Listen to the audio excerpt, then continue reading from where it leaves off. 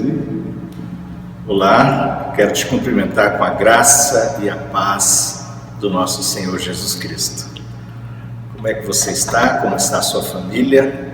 Que o Senhor continue sustentando, abençoando, guardando, renovando o seu ser, suas emoções na presença do Senhor.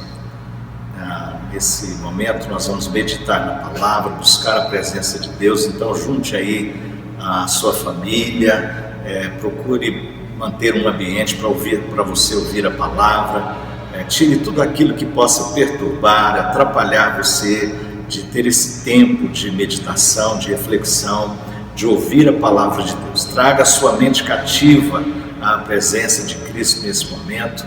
Vamos meditar, vamos orar, vamos buscar a presença do Senhor. Abra o seu coração, abra o seu espírito na presença do Senhor.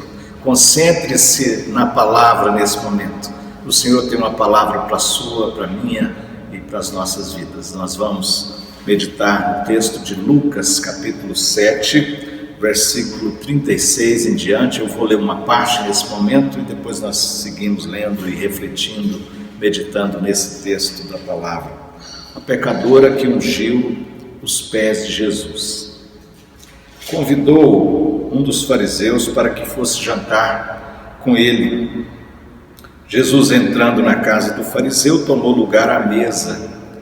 E eis que uma mulher da cidade, pecadora, sabendo que ele estava à mesa na casa do fariseu, levou um vaso de alabastro com unguento, e estando por detrás aos seus pés, chorando, regava-os com suas lágrimas e os enxugava com os próprios cabelos e beijava-lhe os pés e os ungia com o unguento. Ao ver isto, o fariseu que o convidara disse consigo mesmo: se este fora profeta, bem saberia quem e qual é a mulher que lhe tocou, porque é pecadora. Vamos orar, queridos, vamos pedir que Deus fale conosco. Senhor, precisamos da Tua voz, da Tua palavra, precisamos do Teu alimento espiritual, precisamos do Teu sustento, Senhor. E nos quedamos agora aos pés do Senhor com sinceridade, com a abertura do nosso coração. Dá-nos saúde emocional, espiritual, Senhor. Oh Deus, nesses dias de pandemia em que a nossa saúde emocional, espiritual, aqui e ali, Pai, estão abaladas, as áreas da nossa vida, algumas áreas ficam abaladas, por causa às vezes de situação financeira, desemprego, por causa do medo, do pavor, do pânico, da morte que nos cerca, Senhor. Precisamos de Ti, precisamos do Senhor, precisamos da Tua graça, precisamos da Tua voz, do Teu alimento, da Tua palavra nos renovando. Por isso, ó Deus, ora por mim, ora por todos que estão acompanhando nesta hora esse culto, Senhor, para que o Senhor visite cada coração com a graça e o poder do Espírito Santo. Visita-nos com o bálsamo do Espírito Santo, em nome de Jesus. Fala conosco, Pai. Amém? Amém. Amém. Lucas faz esse registro histórico, desse encontro desta mulher que é chamada aqui de pecadora. Essa mulher pecadora que certamente ouviu falar de Jesus por várias vezes, certamente viu de longe Jesus curando, abençoando vidas na região da Galileia, onde estava tanto aquela pequena cidade, Nazaré, onde Jesus foi criado, quanto depois ali Cafarnaum, Naim, outras cidades daquela região, onde Jesus exerce grande parte do seu ministério. E aquela mulher que nós não sabemos por que era prostituta, pecadora, a ideia no original é entregue ao pecado. Não simplesmente uma pessoa que pecou, mas uma mulher que era entregue ao pecado. Mas, basicamente, esses títulos eram usados para pessoas, no caso dela, que certamente era uma prostituta. uma pessoa que vende o seu corpo por dinheiro, entrega o seu corpo por dinheiro. Algumas pessoas, mulheres na história da humanidade, entregaram o seu corpo por dinheiro, por necessidade, por opressão social, no sentido de ver os filhos passando necessidade, não ter o que fazer. Não estou justificando a prostituição, mas esse olhar que nós precisamos às vezes de ter para as pessoas com misericórdia, para entender às vezes o seu contexto. Às vezes há mulheres que foram usadas, não é? Foram exploradas socialmente, sexualmente, por homens malignos na história, não é? O fato é que essa mulher era uma pecadora, vivia com a sua vida de erros, longe de Deus por tantos anos, e certamente sofria, certamente estava gemendo por esta vida longe do Senhor. Quando ela vê Jesus, será ele o Messias? Será ele o profeta? E ela então começa a seguir Jesus, não é? E a perceber quem é Jesus. O texto não diz isso, mas pelo contexto, pela maneira que ela quer estar com Jesus, pela maneira que ela procura estar com Jesus, tudo isso possivelmente aconteceu antes, não foi uma questão imediata dela ver Jesus ali e seguir Jesus, mas basicamente as pessoas iam acompanhando a vida de Jesus, o ministério de Jesus, iam percebendo e movidas então pelo Espírito Santo de Deus, elas procuravam a Jesus. E esta mulher então procura o Senhor na casa deste homem fariseu Simão, que era um líder religioso, que convidou Jesus para então jantar com ele, não é? E nós ficamos com esta pergunta, com esse questionamento: quais eram os propósitos deste homem? Era um propósito santo de conhecer mais de Cristo, de ter Jesus em casa e receber Jesus em casa, como Zaqueu, que recebeu Jesus com grande alegria e se converteu, se transformou naquele dia, foi transformado pelo poder de Deus? Ou será mais um fariseu que apenas quer, pela religiosidade, questionar Jesus, convidou-o em casa apenas para colocar Jesus em questionamento religioso? Nós vamos ver isso pelo próprio texto e possivelmente teremos uma interpretação quando justamente ele vem e confronta Jesus. Quando ele confronta Jesus lá no seu íntimo, né, ele questiona se esse fosse profeta. Se ele fosse profeta, ele saberia quem é essa mulher, quem é essa pecadora, porque a cena de fato não é uma cena comum, não é? A mulher, Jesus, à mesa não era sentado como hoje, né? Era quase que deitado, então os pés ficavam assim para fora da mesa, não é? E ela veio então por trás, diz o texto, e com suas lágrimas ela lavava os pés de Jesus. Com seus cabelos ela enxugava os pés de Jesus. Com os seus beijos, seus lábios, ela beijava os pés de Jesus. Então, não é uma cena comum. Ainda mais uma mulher que a sociedade rejeitava, uma mulher questionada pela sociedade. Mas ela estava diante do Senhor. E aí nós encontramos agora uma batalha, né? A batalha entre a religiosidade e a graça. O encontro da religiosidade e a graça.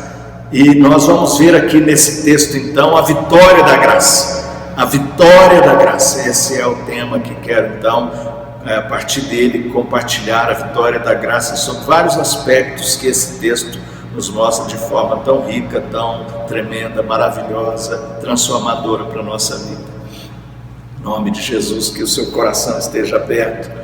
Este homem então está questionando Jesus, apondo Jesus assim na parede. E primeiro aspecto aqui, queridos, então, que nós observamos justamente é a vitória da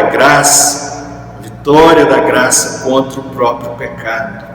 Aquela mulher era de fato pecadora, não importa se era em parte por ser vítima da sociedade, das estruturas, mas ela estava em pecado, ela respondia por sua vida diante do Senhor, e ela sabia disso, e ela procura o Senhor, com esta questão, com esse coração, mas o Espírito Santo de O Espírito Santo de Deus estava agindo no coração daquela mulher. Nós não temos aqui o texto dizendo isso, mas nós, pela teologia, pela compreensão teológica, nós sabemos que uma pessoa não procura Jesus por si mesma assim, né? Dessa forma, tão tocada, tão afetada espiritualmente, ao ponto de trazer ali a sua própria vida, de trazer as suas lágrimas, o seu quebrantamento, o seu profundo quebrantamento, o seu coração rasgado, a sua vida ali aos pés do Senhor, aos pés de Jesus, derramando-se na presença de Cristo. Foi pelo Espírito Santo, porque o Senhor, por sua graça, vence o pecado. O pecado foi vencido no coração daquela mulher pela graça de Cristo, pelo amor de Cristo, pela bondade de Cristo. Essa mulher foi perdoada, ao ponto de Jesus vai dizer então para ela no final do texto aí, quando ele diz no final do texto: mas Jesus disse à mulher, verso 50, a tua fé te salvou, vai-te em paz. A tua fé te salvou, vai-te em paz. O perdão, a graça, a bondade do Senhor, a vitória da graça contra o pecado, não importa a vida que ela viveu antes, não importa tudo que ela fez, a graça é maior, o perdão de Deus é maior. Cristo é perdoador dos pecadores, de uma vida suja, manchada, maculada pelo pecado, mas a graça naquele dia visitou o coração dessa mulher. Mulher pecadora, mulher prostituta, mulher rejeitada, mulher com uma vida realmente maculada, mas mulher atingida pela graça, a vitória da graça. A tua fé te salvou, fé que foi doada por Deus, fé que foi implantada ali pelo Espírito Santo, pelo mover do Espírito Santo. Quando ela então, vendo Jesus, acompanhando Jesus, vendo o que Jesus estava fazendo, ela vê então Jesus entrando na casa desse homem, vê uma oportunidade de então ali adentrar-se, colocar-se aos pés do Senhor, colocar a sua vida ali e derramar a sua vida diante do Senhor. Então ela traz realmente a sua própria vida, o seu próprio coração, ela traz as suas lágrimas, ela põe o seu cabelo, ela põe os seus beijos, ela põe ali esse perfume que ela trouxe neste vaso de alabastro que foi construído, né, e trazia ali então o perfume que valia 300 denários, né? Acredita-se que um dia de trabalho de um trabalhador simples, comum, era um denário, então seriam uns 300 dias de trabalho. Então, de fato, era um perfume muito caro que ela então usou para perfumar ali os pés do Senhor Jesus. Isso tudo representando essa entrega, essa consagração, esse derramar diante da graça. E o texto nos mostra então a vitória da graça contra o pecado, a graça que perdoa, a graça que nos lava, a graça que nos regenera, a graça que promove em nós a fé, a graça que promove em nós a busca do Cristo vivo, que perdoa, que nos salva, que nos salva. Mas esse texto também nos mostra a vitória contra o medo, a vitória contra o medo, a vitória da graça contra o medo. Imagine que essa mulher, justamente rejeitada,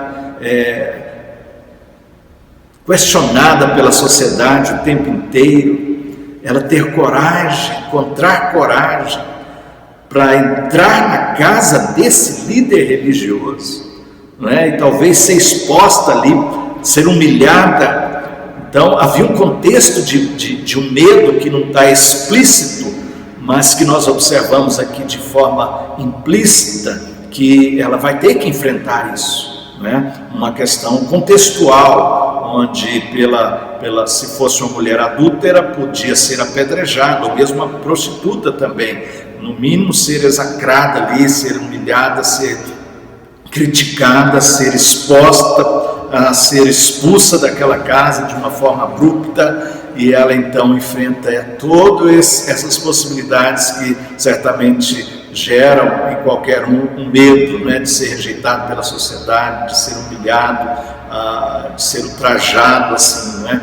Mas ela enfrenta esse medo pelo mover da graça, a vitória da graça contra o medo, a vitória da graça no seu coração, que rompeu as barreiras do medo e foi para a presença de Cristo, foi para os pés de Cristo, vencendo o medo, o pavor, as possibilidades de rejeição, de abandono, medo de homens, medo de humilhação.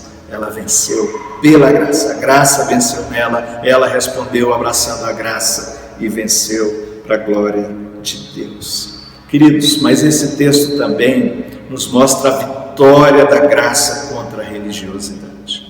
Contra a religiosidade. Este homem, diz-nos o texto aí, não é? Ao ver o fariseu, versículo 39, o que convidara, disse consigo mesmo: se este fora profeta, bem saberia quem e qual é a mulher que lhe curou, porque é pecadora. Dirigiu-se Jesus ao fariseu e lhe disse: Simão, uma coisa eu tenho a dizer-te. Respondeu: dize, mestre.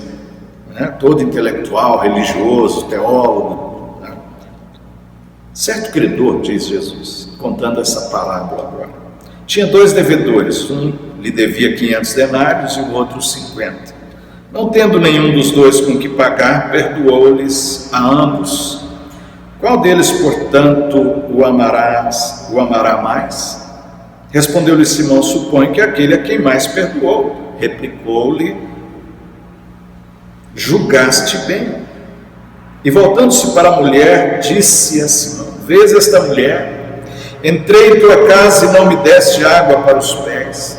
Esta, porém, regou os meus pés com lágrimas e os enxugou com os seus cabelos. Não me deste ósculo, ela, entretanto, desde que entrei, não cessa de me beijar os pés. Não me ungiste a cabeça com óleo, mas esta com bálsamo ungiu os meus pés. Queridos, era uma questão cultural, não é? Uma questão tão básica da cultura, e aquele homem não fez nada disso. E reflete então a grande possibilidade de que Jesus de fato não era bem-vindo naquela casa, porque a pessoa que era bem-vinda, ele recebia tudo isso aqui, recebia não me deste água para os pés, então a pessoa recebia uma toalha, então recebia água e lavava os pés, dava o beijo na face ou na testa, era o beijo de boas-vindas, e que significava a alegria de receber aquela pessoa. E a unção com óleo também, que representava todo esse cerimonial, esse ritual de boas-vindas, mas ele não fez nada disso. Isso aqui Jesus está denunciando o coração deste homem, e dizendo que ele é esse homem da parábola, esse homem que tem um coração fechado para o grande perdão de Deus e que por isso recebe pouco perdão, um homem religioso, um homem preso nas amarras da religiosidade. Ele tem até conhecimento teológico, ele tem até regras teológicas, ele até tem regras demais, mas ele não tem um coração convertido, ele não tem um coração afetado pela graça. É um homem que está, na verdade, pondo a religião contra a graça, pondo a religião na parede, pondo a graça na parede, melhor, né? Pondo Jesus ali, quando Jesus quer com sua graça afetar a vida daquela mulher, e ele questiona se esse fosse profeta, e aí nós observamos Jesus vencendo com a sua graça a religiosidade desse homem, quando ao ponto de continuar o texto, né? Por isso te digo, perdoados são os seus muitos pecados, porque ela muito amou, mas aquele a quem pouco se perdoa, pouco ama. Então disse a mulher: perdoados estão os teus pecados. Os que estavam com ele à mesa começaram a dizer entre si: quem é este que até perdoa pecados? Mas Jesus lhe disse à mulher: a tua fé te salvou, vai-te em paz. Por último, eu quero olhar com você a vitória da graça nesse texto contra um aspecto aqui muito sutil que está no texto, muito sutil, a questão da vitória da graça contra o liberalismo. Contra o liberalismo. O que é o liberalismo? Liberalismo teológico. Vamos falar de liberalismo teológico. Não é nem liberalismo religioso, não é nem liberalismo financeiro. A questão do liberalismo teológico. Liberalismo teológico significa dizer: Deus é bom, a graça é maravilhosa, a graça vence tudo e perdoa tudo e não exige nada, não exige mudança de vida, é simplesmente a graça. Ela aceita você como está e você como está continua, não tem problema. Seria isso na vida dessa mulher? Seria essa a vitória na graça dessa mulher? Uma graça barata, uma graça que não exige uma resposta de vida, a graça que não transforma a nossa vida? Quando você olha para o texto, justamente você vai compreender que esse texto fala justamente da graça de Cristo, não de outra graça, uma graça barata que o liberalismo teológico, não nós, mas outros têm apresentado, O amor aceita tudo, a graça ela abraça tudo e ela não exige mudança de vida, ela não transforma a vida, é simplesmente Deus é muito bonzinho, então Ele aceita tudo, Ele acolhe tudo, isso é graça. Não é graça, não é a graça de Cristo. Veja bem, queridos, a graça de Cristo, ela é de uma forma muito tremenda aqui trazida nesse texto. Esta mulher foi tocada pelo Espírito do Senhor, justamente muito antes de entrar nessa casa. Eu concluo isso de forma muito clara, justamente como já disse, pela forma que ela vem até a Jesus, e ela então põe tudo ali no altar. Ela põe a sua vida, suas lágrimas que representam arrependimento, mudança de vida. Ela põe ali os seus bens materiais, aquele óleo precioso, aquele unguento, aquele perfume caro, representando a entrega, não apenas dinheiro, materialismo, mas o melhor que ela tinha. O melhor que ela tinha, ela coloca diante do Senhor, com a sua própria vida. E por isso Jesus diz: a tua fé te salvou. A tua fé te salvou. Salvou de quê? De uma vida de pecado. Salvou de uma vida de pecado, de uma vida manchada pelo pecado, de uma vida destruída pelo pecado. Se nós não somos libertos, se não há transformação de vida, continuar no pecado, continuar na escuridão, continuamos na luta contra o pecado. Somos pecadores como cristãos, também somos pecadores, mas lutamos agora contra o pecado. Não somos mais escravos do pecado, não vivemos debaixo da opressão do pecado, não vivemos na dependência do pecado. Amém? O Senhor Jesus transformou a vida dessa mulher. Ela abraçou a graça, vir ao encontro de Cristo, derramar suas lágrimas, lavar os pés de Jesus, enxugar com os cabelos, beijar os pés de Jesus. Esse perfume que é colocado, tudo isso representa a total entrega dela aos pés de Jesus. Arrependida, em adoração, entrega completa diante do Senhor. Eu conheci um pai de família que o Espírito Santo agiu na vida dele de uma forma muito interessante, porque não houve assim um pregador que foi a ele. Ele ouviu o Evangelho aqui e ali, isso já faz muitos anos, e ele era um homem apaixonado pela família. Então ele tinha lá acho que 6 filhos, e eu pude conviver com essa família linda, mas antes de se converter, ele estava com a família, ele se embriagava, caía pelos caminhos, e chegava em casa, pegava a família e levava para o baixo espiritismo, para terreiros de macumba. E um dia ele foi e de repente convidaram ele para participar do ritual, ali meio embriagado, e ele então, pelo Espírito Santo de Deus, questionou: Deus, o que eu estou fazendo? O que eu estou fazendo? O que eu estou fazendo com a minha família? Saiu ali, pegou os filhos, foi para casa, e no outro domingo ele estava procurando a igreja, a nossa igreja, e se tornou um servo de Deus consagrado com a sua família, porque a graça venceu na vida dele, a graça restaurou aquela família, o poder da graça que sim nos transforma, nos regenera, nos abençoa. Queridos, eu quero então trazer as implicações desse texto para a nossa vida, as implicações, né, que possivelmente o Espírito já está aí aplicando na sua vida, mas é preciso que nós renovemos esta profunda convicção da vitória da graça contra o pecado, a vitória da graça contra o pecado, que por sua graça nós somos profundamente tocados, é por sua graça que nós somos movidos até a presença de Cristo, é pela graça de Cristo que nós somos levados a ter um coração quebrantado, arrependido, um coração que se derrama aos pés de Cristo. É pela graça que nós somos perdoados, e é pela graça que nós respondemos em amor. Aquele que muito foi perdoado, muito ama. É pela graça que respondemos também em amor. Mas lembre-se da exortação desse texto.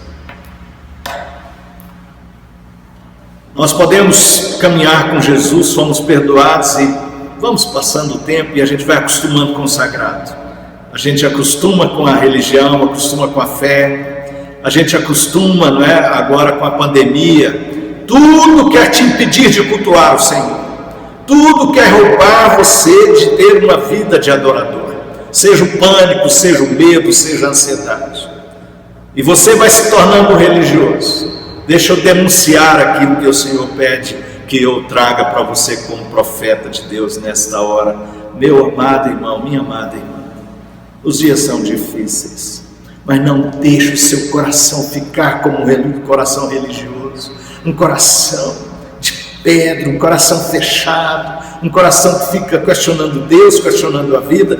Se Deus sabe por que está acontecendo, se é profeta, se isso, se é aquilo, e você entra numa rota de crise existencial, se torna religioso, religiosa, e a vida de quebrantamento, a vida de oração, a vida de lágrimas aos pés do Senhor se perde. Não deixe a religiosidade vencer na sua vida. Jesus disse: olha, quem pouco recebe perdão, pouco tem amor. Mas nós recebemos grande perdão, queridos. Nós recebemos o perdão eterno, e nós precisamos responder com esse amor que se derrama, com esse amor que se quebranta, com esse amor que adora, profunda adoração, como essa mulher, derramando as lágrimas, enxugando com os cabelos, beijando ali os pés de Cristo. Isso é adoração, e a Ele adoramos. Fomos feitos para adorá-lo e adoramos, quebramos, rompemos com os grilhões da religiosidade. Como é que está a sua vida devocional? Como é que está a sua vida de leitura da palavra? Como é que está o seu tempo de parar e ouvir? Nós estamos mantendo, queridos, a escola dominical, os cultos do meio da semana, para te alimentar, para te sustentar, e convocamos sua família. Procure no meio da semana sua vida devocional, ouvir a palavra. Nas sextas-feiras nós estamos tendo um tempo de oração, consagrando-nos ao Senhor. Na quinta-feira estudo bíblico, reflexão teológica sobre a igreja e os dias de hoje, não é? A igreja centrada em Cristo. Nós estamos com a escola dominical, nós estamos com os cultos, nós estamos à sua disposição. Mas não deixe a religiosidade esfriar seu coração e você ficar ali apenas julgando a história, questionando Jesus. Tá bom? Que o seu coração se quebrante na presença do Senhor, em nome de Jesus. E nós observamos aqui, queridos, como vimos, e agora aplicando, chamando a atenção para nós, a vitória contra o medo. A vitória contra o medo, mais uma vez, observamos essa questão do medo. Quando esta pessoa, esta mulher, agora convertida, essa nossa irmã em Cristo lavada pelo sangue do Cordeiro, não é? Venceu o medo de homens, medo de rejeição, medo de humilhação. E nós aqui então, medo da pandemia, medo da morte, medo de gente, medo do futuro, medo de tudo. Não deixe o medo te afastar do Senhor. Não deixe o medo também te afastar do Senhor. Procure Jesus, procure Jesus, procure Jesus. Procure estar nos pés do Senhor Jesus. E ainda mais, queridos, esse texto nos mostra aqui um aspecto, aplicando para a nossa vida, que a questão das emoções. A questão das emoções. Você quer cura para as emoções? Traga suas lágrimas aos pés do Senhor Jesus. Derrame sua vida aos pés do Senhor. Não há psicólogo maior, não há cura maior, não há óleo, não há renovo, não há meditação transcendental, não há pensamento positivo maior da graça aos pés de Cristo, onde encontramos cura para as nossas emoções. A Jonathan Edwards foi um dos maiores teólogos reformados que a história conheceu e experimentou nos Estados Unidos grande avivamento. E ele havia um emocionalismo muito grande, uma visitação real do Espírito Santo, mas de repente vários teólogos começaram a criticar, não é, o emocionalismo, porque estava ali também a presença de um grande emocionalismo, e os religiosos, teólogos começaram a questionar, e Jonathan Edwards vai fazer então o equilíbrio, né? Esse equilíbrio entre uma teologia profunda e a liberdade e a expressão das emoções, o encontro, a convergência da meditação, dos estudos profundos teológicos, da teologia com uma vida emocional que se derrama diante do Senhor. E Jonathan Edwards vai dizer: não existe religião sem emoção, não existe religião sem emoção. A nossa emoção tem que estar cativa à teologia, ela precisa ser julgada, ela precisa ser questionada, porque nós podemos cair no emocionalismo. Mas em que sentido essa mulher não está no emocionalismo? Porque o emocionalismo não muda a vida de ninguém, queridos, é só oba-oba. A pessoa, ela tem um frenesi, ela tem arrepios, ela até cai, às vezes diz que caiu no espírito, mas ela não se levanta e anda no espírito, né? A diferença não é cair no espírito, como alguém disse no passado. O importante não é cair no espírito, o importante é levantar e andar no espírito. Então a vida emocional saudável, esse equilíbrio entre teologia e emoção. Não precisamos toda hora ficar chorando, né? Mas precisamos ter um coração quebrantado, queridos. Meu amado irmão, minha amada irmã, não vivo um cristianismo religioso, gelado, frio, sem quebrantamento. Esta mulher nos traz aqui o Senhor a sua vida, e o Senhor fala conosco por meio de sua vida, porque ela foi visitada pelo Espírito Santo, e no seu quebrantamento há todo um derramar de emoções, experimentando cura das emoções na presença do Senhor. Na Igreja Presbiteriana Esperança não queremos ter medo de expressar nossas emoções. Emocionalismo, sim, queremos ter medo de emocionalismo, de oba-oba, mas não queremos ter medo de expressar nossas emoções aos pés de Jesus. Derramar nossa vida diante do Senhor, seja no culto público, seja em casa, onde estivermos, seja num grupo pequeno, as nossas reuniões, abertura, espaço para esse derramar das nossas emoções, nosso quebrantamento aos pés do Senhor, aos pés de Jesus. Mas que aqui mostra a vitória da graça contra o emocionalismo também. E que o Senhor nos livre, por último, que o Senhor nos livre, queridos, de confundir graça com graça barata, com liberalismo teológico, com superficialidade, falta de compromisso. Há uma ética bíblica, há uma ética cristã. Seja a prostituição, seja qualquer outra vida que não agrada a Deus, precisa ser transformada, precisa ser visitada pela graça, mas precisa, como essa mulher, abraçar a graça, abraçar os compromissos da graça. A tua fé te salvou, a tua fé te salvou do pecado, te livrou do pecado, portanto não volte para essa vida. Nós não convivemos com um tipo de cristianismo que quebra com a ética cristã, com a ética bíblica, em nome de amor. Acreditamos nesse amor que perdoa, nesse amor que Jesus também fala, do amor que é a resposta do coração dela diante da graça. Quem muito recebeu perdão, muito amor. Esse muito amor que é a nossa resposta quando abraçamos a graça. E nós temos muito amor. O que Jesus disse que ela está ali trazendo é muito amor, lágrimas, vida, tudo que ela tem, todo o seu melhor. Então não existe essa ideia, queridos, não existe essa ideia de que eu venho sujo e fico sujo, e Deus me aceita sujo e sujo continuo. A palavra nos chama a mudança de vida. Ela, porque foi muito perdoada, trouxe muito amor aos pés de Jesus. Que o Senhor nos abençoe, que o Senhor nos transforme, que o Senhor nos encha de amor e de compromisso desse amor com a graça de Deus. O Senhor abençoe sua semana, o Senhor abençoe sua vida, em nome de Jesus. Tenha atitudes diante de tudo que o Senhor falou com você nesse momento. Repense sua vida. É hora de tomarmos atitudes. Estamos aí, a batalha continua. Ainda estamos nessa batalha contra a Covid. E nós cristãos precisamos ter atitudes. E o Senhor nos chama nesta hora a atitudes concretas diante do que Ele fala ao nosso coração. Vamos orar ao Senhor? Vamos orar. Senhor, compadece-te de nós. Obrigado por Tua graça. Tua graça, Tua graça, Tua graça, Senhor. Tua graça é melhor que a vida.